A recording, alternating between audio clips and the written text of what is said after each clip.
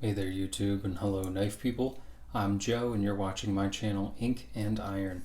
And today I finally have the knife review of the TRM Atom. This has been a long time coming. I've had several other videos about this knife because of some issues that I've had with it, and we will talk about that. And yeah, this is actually for sale. I know I'm going to be posting that for sale video very soon. Probably before this one. So yeah, if you're looking at this like, ooh, I'd like to own that knife, you can. You have the opportunity. But anyway, let's go to the tabletop and get rolling with the specs. Okay, welcome to the tabletop review of the TRM Atom knife. TRM stands for Three Rivers Manufacturing. This is a USA producer of knives. They're a small factory and they rotate through their models. They also have the Neutron and the Phaeton, I think, is one that they're working on right now, but the Atom is their one 3.5 inch size knife, and I quite enjoy the size of this thing. But anyway, let's get straight into the specs so that you know exactly what you're looking at with this particular knife. So, blade length, that is the longest measurement I could find. I think it was back here to the tip, is 92.4 millimeters. Or 3.64 inches, and that is just, the maximum I could get from the handle to the tip, so don't take that as a measurement of cutting length. Next up is our stock thickness, so right around here, right near the thumb studs, is 2.32 millimeters, and that is 0.091 inches. We do have a distal taper here on this blade. As you can see, it gives us an extremely fine point to work with. The blade width here, so right about from where this ends to right above the thumb stud, is 29.4 millimeters or 1.16 inches. The steel here is 20 CV, which is an analog of M390 and 204P. 20 CV is the USA made version, well, one of them. And as you can see, we also have our logos on here, TRM, made in the USA. The behind the edge thickness, and what I'm describing is the thickness of the portion just behind the very edge bevel here. So measure it like this. Behind the edge thickness is 0.61 millimeters or 24 thousandths of an inch. That's not too shabby, pretty thin. Is bested by some other knives, but let's keep rolling here. The pivot on here is actually phosphor bronze washers. I don't know if you can see them in there. It's a little gunky. I should probably swap that out before this gets sold. But yeah, phosphor bronze washers on there. They are very smooth. They seem to be polished from the factory, which was a nice touch on a knife of this price point, which we'll talk about later.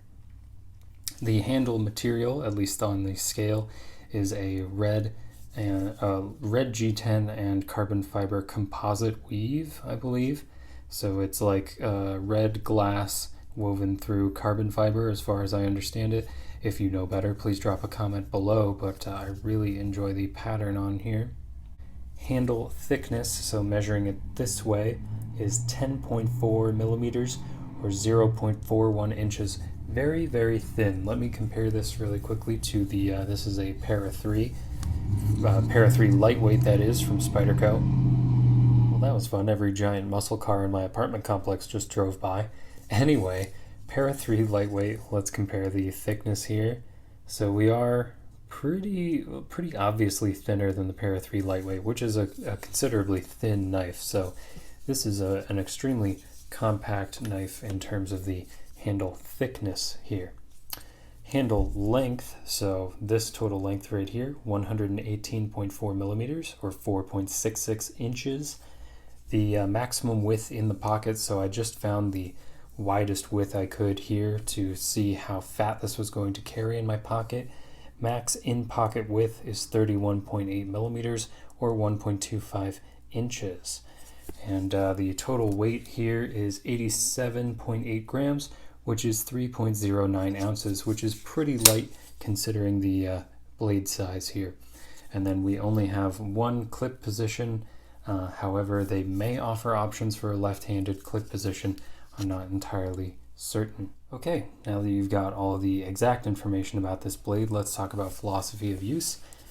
Seeing as this is about a 3.5 inch knife, and considering it's 20 CV, I would call this a pretty high-end EDC, but not, you know, quite a collector's piece at this price point or rarity. They are kind of hard to get your hands on. You'll have to get on a waiting list, but Three Rivers Manufacturing won't be open again until 18th of May 2020 at the earliest, and then they'll start taking orders again. Anyway, let's talk about this blade. So the steel on here is 20 CV, as I've mentioned. It's very similar to M390 and to 204P. Very high corrosion resistance while still taking a pretty good edge. It is a stainless steel, and if you ever watch people try to acid wash this particular steel, it takes probably about 10 times longer than your run-of-the-mill steels like your 8CR and stuff like that. So yeah, very, very corrosion resistant. Deployment here is by means of a thumb stud, and I have had extensive practice flicking this guy out. You may find, as you'll see in my other videos about this, that you kind of miss the thumb stud. I find that they are extremely highly polished, and I'm not a huge fan of that. I would have enjoyed like a bead blasted thumb stud to give me more grip on it, because I swear for the first like week or two I just kept doing this.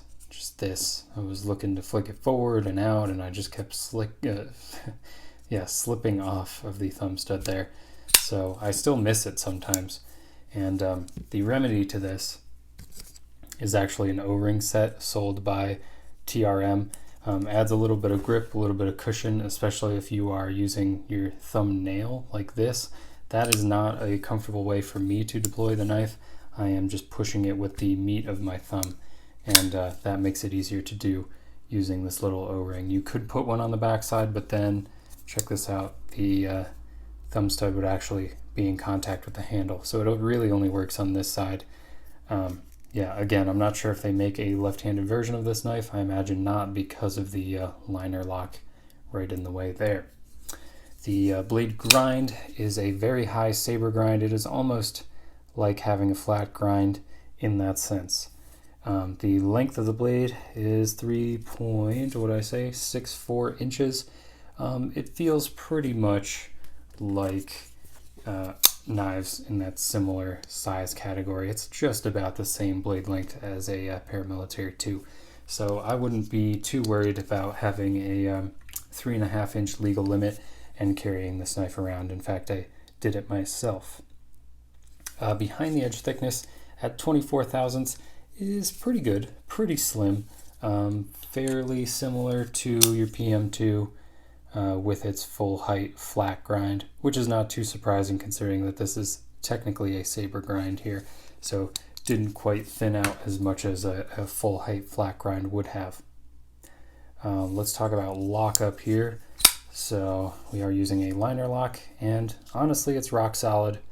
Yeah, there's no wiggle up and down. There's not even any real side-to-side wiggle that I can feel. It's very rock solid, and it is a steel liner in there. It's not like titanium or something weird, so I really haven't experienced any lock stick with that. I do kind of wish this was on bearings, but at the same time I enjoy the fact that this is very durably built out of these stainless steel materials.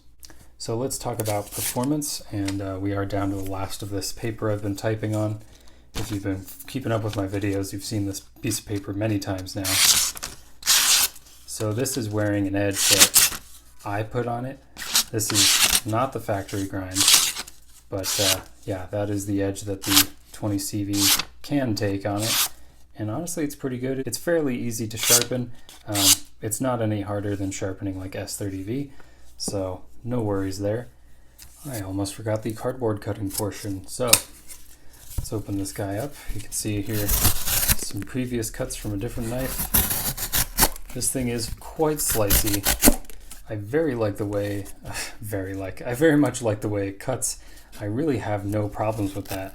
And the tip is definitely your money maker there. You can see a pretty nice curvature. Yeah, the tip does quite a bit of work and cuts on a curve very easily. And this knife stays pretty thin up until the stock thickness, but considering that the stock thickness is 2.3 millimeters, it really just glides through material very, very nicely. And the edge holds up pretty well. I would compare it to S30V, maybe a little bit less edge holding, maybe something like 14C28N. And takes a mirrored edge, but a little bit slower than something like S30V. It's going to take a couple sharpenings to get a true mirror finish on there. And yes, that brings me to sharpening. Like I said, I used all my regular equipment, my Spyderco ceramic stones, and this thing works just fine on there. It reminds me of something that's maybe a little softer than S30V, but not quite a budget steel like 440C or 8CR. Yeah, I'm a little surprised that this felt so soft in terms of sharpening, because I'd heard a lot of good things about 20CV and how it could take like good hardness. I'm not seeing a super high hardness here, at least from my experience. If your experience varies, please drop me a comment below. All right, so let's move on to the handle material. Handle materials here, we do have stainless steel liners in here, as you can tell from this protrusion on the back side and also the liner lock. They are nested in there, which I think you can see. You can see the lip of it right here, although it's very, very flush sitting in there. Can't really see it protruding. It's very nice construction. On top of here we have some scales. This is a red G10 and carbon fiber weave. They are chamfered scales, and these are from TRM as well, and they actually come, well, available are many other types of handle scales from TRM. Let me give you some examples. Here's their ruby red micarta. Here is their, what is this, contoured purple G10, and then contoured carbon fiber as well. And the reason I have all these is because I'm selling all this as a set. So if you're interested in that video, I will link to it. And a notable thing to mention here is that this and this are the only thing holding this scale in place. And I would disassemble it for you, but I think there's plenty of videos about that already in existence on YouTube, so not too worried about it. Suffice it to say that the scales are not integral to the knife. You could take both of these scales off and the knife would still function just like you're seeing here. It just would have bare steel liners instead of the overlaid handle scales on there. The construction is very, very good. We have pretty close to perfect blade centering there. This pocket clip is very deep carry, meets right up with the end of the knife, and you know, you could anodize it if you felt like it. It is a matte finish, very similar to the blade. I think it complements it well. Very easily accessed hardware, nothing too crazy going on. We don't have to hit any kind of weird angles to get at it. The pivot is nice. It's just one-sided, and this prevents itself from rotating. I have taken this knife apart and discovered that. Overall, the finish, it feels good. Nothing's really rough, nothing's sticking out or poking you, and it goes in and out of the pocket well, which we'll talk about in just a second. First, let's talk about the traction plan. So say you're doing some heavy cutting. What do we have going on here? We do have a little bit of jimping on the liner lock, and then we do have a pretty nice texturing here on this G10. I would say it's a little bit smoother. It's a little bit smoother than Spyderco's G10, so it's fairly friendly in the hand. I don't see this as a hard use folder. I see this as just everyday carry. If you're going to hard use this, you might have a bad time in my estimation. I do not see this knife flexing into any kind of tactical role. It doesn't seem to be built for that. It just seems like everyday sort of you know, comfortable use knife tasks to me, especially in terms of the traction plan. Overall, it's pretty smooth and just feels good in the hand rather than feeling like it's absolutely certainly not going anywhere. In terms of ergonomics, it feels like a lot of Spyderco knives because of the sort of skinny and yet wide nature of this build. Although, yeah, if you can grip a Manix 2 comfortably, or like a native 5, I think you're going to be fine with this knife. Sid found it weird that this knife was so thin, and I think initially I did too, But in the hand, it's not really my biggest issue. My biggest issue is this thumb stud. It's really the reason that I wasn't carrying this knife anymore, was I couldn't deploy it reliably. So if you are a huge fan of thumb studs and you like them nicely polished up like this is going to be your jam right here. The blade to handle ratio, let's check it out. Pretty good. We are pretty comparable to, let's see, yeah, pretty comparable to something like the PM2. I think we're doing even a little bit better. Yeah, we are 95% or more blade length to handle ratio. So I appreciate that we're not dealing with a whole bunch of excess handle. The clip is deep carry, as I said. The only real thing I could critique is maybe that the button heads of these screws stick out, but let's get a shot of this going in and out of my pocket to see whether or not that's going to bother you. It's everybody's favorite portion of the review. It's crouch cam. So you can see this knife buries basically completely into my pocket and pulls out very easily. This G10 is not going to rip up pants or khakis or probably even slacks. It is a very agreeable G10 handle material and a very nice pocket clip that I'm not worried about the knife falling out of my pocket. It really has a long way to go and has some decent retention on there.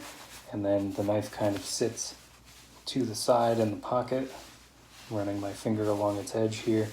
And yeah, there's nothing to catch your hand or cut you on the way in. So yeah, this has been a really great knife to carry in the pocket. Now that you've seen that clip in my pocket, I would like to mention that at least on these scales, there is no left side carry clip option. So it's going to be right hand tip up only, just that one clip position there. And that will segue into my discussion about whether or not this knife is ambidextrous, which I'm going to say no. As soon as I put this in my left hand, it's immediately noticeable that there is no cutout in the handle to accommodate getting your thumb in there to work the thumb stud. I honestly don't know why this left side thumb stud is even here. If someone has any information about that, about why this even exists to begin with, please let me know, because I'm pretty sure you could have just gone with a Torx head on this side and given me a replaceable thumb stud, since it's literally right hand only. I mean, I don't think that's just me noticing that. I think it's pretty obvious from the build.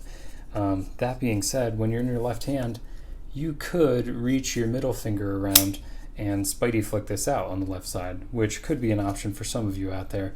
However, I don't know. It doesn't feel quite right to me. Yeah, I don't know. It's just one man's opinion. Take of it what you will. In terms of the lock, it's lefty operable, but it's not ideal. Definitely have to wrap around the knife quite a ways to access this cutout and disengage the liner lock. So yeah, I'm going to say this is not lefty friendly. You could do it, but it's going to feel like you're working around a right-handed knife, because that's essentially what you're doing. All right, and now we roll into our discussion about price points. So let's bring in our size comparisons and talk about it. First up, we have our Paras Military, or whatever, Paramilitary 2, and the Para 3 Lightweight from Spyderco. Pretty good size comparisons here. I think PM2 is the most apt comparison for this TRM Atom. Okay, so the MSRP on this TRM Atom is about $245. That is about what I paid. It was like a $15 fee to save my spot in line, so to speak, so that I would be guaranteed one of these knives. So it was 15 bucks, and then it was like $230 for the knife itself with the red carbon fiber weave handles. You could save a little bit of money getting a lesser handle, like just a plain micarta or something like that, but I really like the way this looked. And honestly, I still like the way it looks. Really, my only issue with this is the thumb studs. And yeah, let me talk a little bit more about that. I actually had these loosen up on me, and I do have a video on that I will link in the description. My thumb studs, after about a week of fiddling with this knife, loosened up so that they were literally, I could wiggle them and you could hear it moving. So I sent this back to Three Rivers Manufacturing, and that was a great experience, actually. Inside of, I think, 8 days, this came back to me, and they paid for shipping both ways, and they repaired the thumb studs. So I have nothing bad to say about Three Rivers Manufacturing's customer service. I think it's out of the park, and I think it definitely factors into the price of this knife model. Other factors include this being made in the USA, out of US materials like 20 CV steel, and I think that's a great thing. Not that I'm a hardcore diehard patriot type with a American flag flying out the back of my Ford F-150. I'm not quite there, but I do support the home team, and it's good to see high quality manufacturing in my home country. Way to go, TRM. I like the stuff you do. I just happen to not like your thumb studs. Sorry. Alright, let's roll in some more size comparisons. There's the Cut Jack Mini in D2, and there's a Honey Badger. So at $245, is this knife worth it? Well, at the time, it definitely was for me. I was happy to have American-made knife with 20 CV steel, a steel I'd never tried before, titanium deep carry clip already on it, a liner lock, which is an easy enough lock to get used to, and then the swappable handle scales was very, very appealing. So I definitely get it. I think the fit and finish and the machining are there. I think the customer service is there. And so I don't see why this knife isn't worth $245. I am disappointed that I didn't like it as much as I thought I would. I ended up selling this thing just for my own good, and Sid bought it from me, and now he's looking to sell it off as well. I hope that doesn't discourage too many buyers, because this is a nice blade. It just, I don't know, it's kind of polarizing. Yeah, so hopefully there's somebody out there looking to buy this thing. I think it is worth the price. It just didn't jive with me 100%, and I'm kind of bummed out about that. Right, in our last size comparison, here's a 91mm Victorinox, and here's a mini Victorinox. And you know what? I'm going to squeeze in our classic Opinel number 8 as well into this shot. If you're looking for a video about this tool, I just restored it today, and video should already be up. Okay, so is it worth it for you? I'm going to go ahead and say that this knife is worth it. I am pretty bummed out that I didn't jive with it, and I'm honestly a little bummed out for Sid that he didn't jive with it either after he bought it from me. So it's a bit of a polarizing design, although I do think it's worth it, and I'm definitely going to keep interacting with Three Rivers Manufacturing from here on out, because they have great customer service. Their machining and finish is top-notch, made in the USA, out of USA-made steel. Super cool, and yeah, definitely will be doing business with them in the future, I believe. Alright, well, that's all I have for you today on the TRM Atom here. Thank you very much for joining me and for discussing this knife with me. If you like this kind of thing, keep in mind I do all kinds of EDC gear and such, multi-tools. I also do fountain pens, and I also collect typewriters, so I have a lot of stuff going on at any given time. And yeah, if you like that kind of thing, subscribe to the channel, hit the bell to get notified when I upload new things, and I also have a Patreon for those of you who are interested. Okay, again, thank you for joining me. I really appreciate you being here. I have been Joe, and you've been watching my channel, Ink&Iron, and I will catch you on my next review. Bye.